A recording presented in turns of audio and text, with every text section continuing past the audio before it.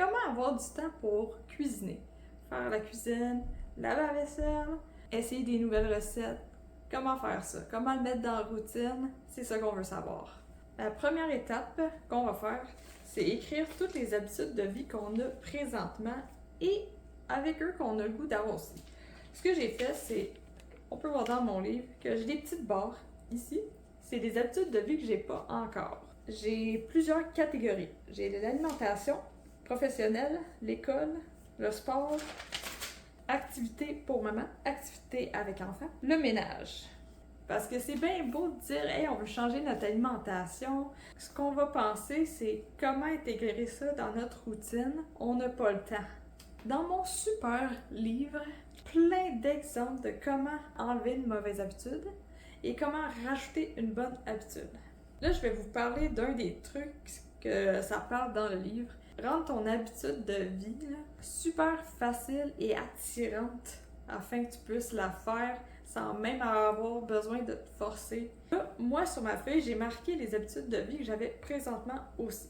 Avant de rajouter de quoi de nouveau dans notre vie, là, on va faire en sorte d'avoir une stabilité avec ce qu'on a au moment présent. Alors, c'est ça qu'il faut attaquer en premier. Ça va être d'en prendre une à la fois, puis d'écrire quand je l'applique. Par exemple, mes 4 œufs, c'est pour mon déjeuner. Je fais ça à chaque matin. Je me lève, je m'en vais faire mes 4 œufs. Ça, je sais que c'est déjà ancré dans mes habitudes de vie. Je vais faire un petit crochet. Correct, j'ai pas à toucher celle-là, je veux la garder. Je l'aime et j'ai déjà un quand je l'applique. Notre cerveau, là, il aime ça avoir de la structure. Parce qu'ils veulent tout de suite savoir où il est rendu. Ah, on est rendu à faire ça. C'est correct qu'on va le faire. C'est comme un enfant.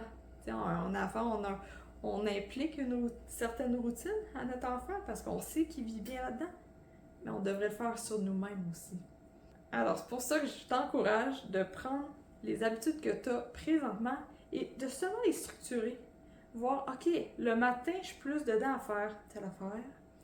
Fait qu'on va faire ça à chaque matin. À partir d'aujourd'hui, je fais ça à chaque matin. Je vais te donner un exemple. Le ménage. Le lavage, moi, j'ai seulement un panier à linge sale. Quand mon panier à linge sale il est plein, je fais une brassée. Avec ce système-là, je me ramasse à faire 1 ou 2 brassées de lavage par semaine. Au bout de la ligne, le lavage prend pas autant de temps dans ma vie. Parce que plus on l'organise, plus on va réaliser que ça prend moins d'ampleur qu'on le pensait dans notre vie. Je suis au rez-de-chaussée. Il y a quelque chose, il y a un objet, un linge qui doit être en haut, mais j'ai pas le goût de dépenser de l'énergie pour faire un aller-retour même pour porter un morceau en haut.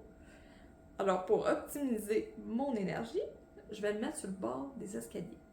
Prochaine fois que je monte en haut, je vais faire « Ah, regardez, c'est vrai, il fallait que je monte ça, je le prends. » Je monte en haut, faire ce que je m'en allais faire de base, puis en même temps, bon, ça allait là.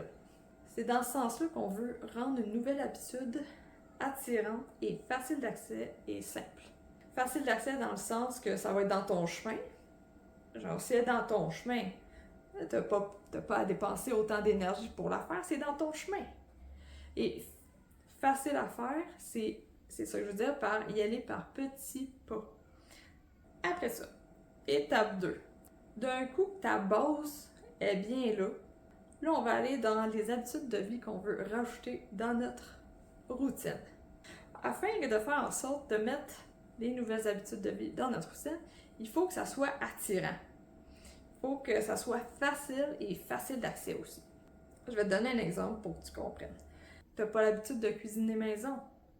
Commence avec un repas, puis même, disons que tu n'as pas l'habitude de pas en tout cuire, de préparer un repas fait maison. Fais le 1/4 de ton repas qui a été fait maison. Comme mon idée qui est de cuire un œuf et c'est tout. C'est bien beau mettre ça facile d'accès, mais comment faire en sorte que ça nous attire? Moi, j'encourage fortement le minimaliste. Moins de choses sur le comptoir égale, ça va plus t'inviter à cuisiner. Parce que souvent, ce qui est décourageant pour cuisiner, c'est qu'on n'a pas de place. À la fin de la journée, si tu n'as pas le temps de tout faire, c'est pas grave. Écris-le sur une feuille, puis tu continueras demain. Enlève-toi de la pression. En faisant en sorte que c'est super facile à faire et dans ton chemin, tu vas être encouragé à le faire plus souvent. Et plus tu augmentes la fréquence, plus tu vas ancrer l'habitude de vie plus rapidement. Pense pas à combien de temps ça me prend pour avoir telle habitude de vie. Pense au nombre de fois que tu vas la faire. Parce que si tu as fait une fois par semaine, c'est sûr que ça va être long avant que ça devienne une routine. Mais si c'est quelque chose que tu fais à chaque jour, même après une semaine, là, tu vas être rentré dans le beat de le faire. Après un mois, ça va être boum, c'est déjà intégré dans ta routine. Ne pas oublier qu'on est tous différents. C'est normal d'avoir un cheminement alimentaire qui n'est pas pareil aux autres. Vas-y à ton rythme pour vivre une vie remplie d'énergie et sur ça, je te souhaite une bonne journée.